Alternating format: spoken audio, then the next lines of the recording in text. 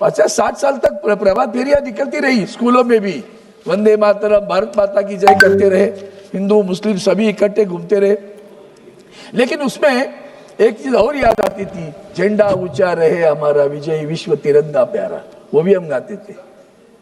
और वो गाते थे तो आज उसकी याद आती है कि जो तिरंगा हमारे मित्र, हमारे सत्ता पक्ष के पितृ संगठन ने कभी 50 साल अपने कार्यालय पे लहराया नहीं, कभी नहीं लहराया, न राष्ट्रगीत कभी गाया, राष्ट्रगान कभी गाया, राष्ट्रगीत कभी गाया।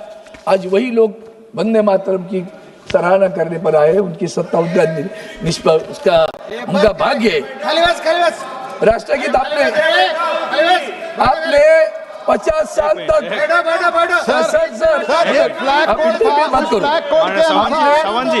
बिल्डिंग पर फ्लैग होस्टिंग नहीं होता था, इतना भी मालूम नहीं। पहले तो बाला साहेब ठाकरे जी, अगर ये अरविंद जी को सुनते हैं ना, उनका आत्मा को बहुत दुख होता है, पहले समझने दो। नहीं, जो मैं बोल रहा हूँ सच्चाई बोल रहा हूँ। सच्चाई ये है कि आगे चलकर और बताता हूँ, डॉक्टर हेडगेवार जी और माननीय गुरुजी, जिनको मैं मानता हूँ आज भी, उनके किताब में कहीं भी वंदे मातरम का उल्लेख नहीं है, किसी भी किताब में बताना। अब डॉक्टर हेडगेवार जी के और अपने गोलवलकर गुरुजी के किताब में कहीं वंदे मातरम का उल्लेख हो तो बता सकते। मैं यही कहता हूँ आपको। इसलिए मेरा कहना इतना ही है कि आज हम लोग ये जो कर रहे, तो उसके बाद में 1907 में मैडम भिकाजी कामा ने मातरम का जिन लोगों ने विरोध किया उसके बारे में कांग्रेस के हर कार्यक्रम में वंदे मातरम गाया जाता था। ये झगड़े के चक्कर में मैं नहीं गिरता।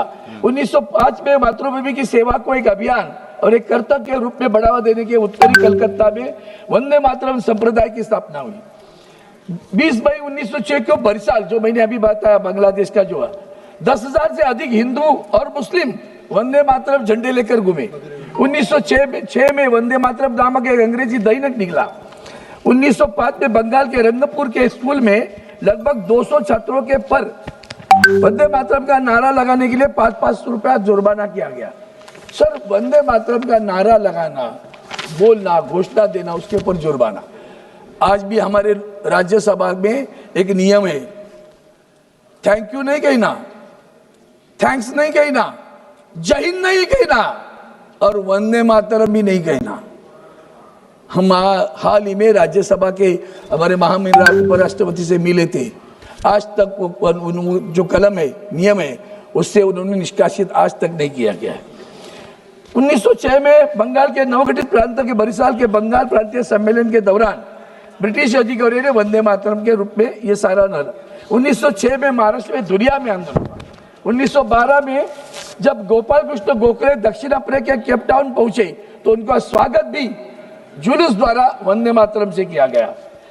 सर, ये वंदे मातरम की कहानी सभी ने बताई।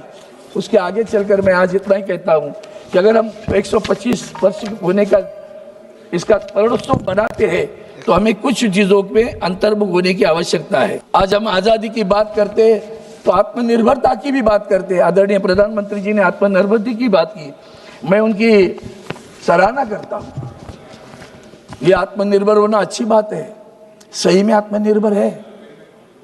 कौन सी संस्था है हमारी जो आत्मनिर्भर है? कौन सी संस्था हमारी है जो आत्मभान रखकर काम करती है? न्याय व्यवस्था से लेकर कोई भी संस्था लीजिए आप, सीबीआई लीजिए, इनकम टैक्स लीजिए, ईडी लीजिए और चुनाव आयोग लीजिए, एक भी आत्मनिर्भर नहीं है, ना आत्मभान रखकर काम करता है। वंदे मातरम कहना है ना, तो ये भी देखना है, इधर भी वंदे मातरम की जरूरत है। जिस माता की हम सराहना कर रहे, जिस मातृभूमि की सराहना कर रहे, उस मातृभूमि पे लोग न्याय की मांग कर रहे हैं। आज कर्नाटक में बेलगांव, कारवार, निपाणी, भालकी, बीदर के साथ महाराष्ट्र में आना है। यह आंदोलन 60 साल से चल रहा है। सुप्रीम कोर्ट में दावा प्रलंबित है। आज का दिन है, फिर वही दिन है, जाकर देख लेना, वहां आंदोलन चालू है। कर्नाटक में किसी पार्टी की भी सरकार हो, उनको अरेस्ट कर देती है। जनतंत्र, फिर दोबारा वंदे मातरम का नारा देना पड़ेगा, आत्मनिर्भर होना पड़ेगा, आत्मभान रखकर करना पड़ेगा, फिर दोबारा वंदे मातरम का नारा देना पड़ेगा, क्योंकि संविधान पर हमें आँच आ रही है। संविधान के ढांचे पर हम लोग हमला कर रहे हैं, रोजाना हमला कर रहे हैं। एक भी संस्था आजाद नहीं है, आजादी की लड़ाई फिर दोबारा लड़नी पड़ेगी। मैं आपको इतना ही कहता हूं सर कि अभी ये सब जो हम कह रहे एक भी संस्थाएं नहीं हो रही है, हमने क्या कर दिया? प्रधानमंत्री कार्यालय सेवा तीर्थ, राज्यपाल कार्यालय लोक भवन। अरे भैया लोक भवन ये नाम बदल के होने वाला है क्या? तीर्थ प्राशन करना, देखो तीर्थ देखने में भी नहीं मिलता, प्राशन करना तो दूर। लोग सेवा कहने के लिए ठीक है, सेवा का मंदिर के दरवाजे बंद है। और हम आज़ादी की बात करते हैं, आत्मनिर्भर की बात करते हैं, वंदे मातरम की बात करते हैं। मणिपुर में आज भी वंदे मातरम की जरूरत है, नहीं ध्यान दिया। प्रदूषण पर नहीं ध्यान दिया, चुनाव आयोग पर नहीं ध्यान दे रहे।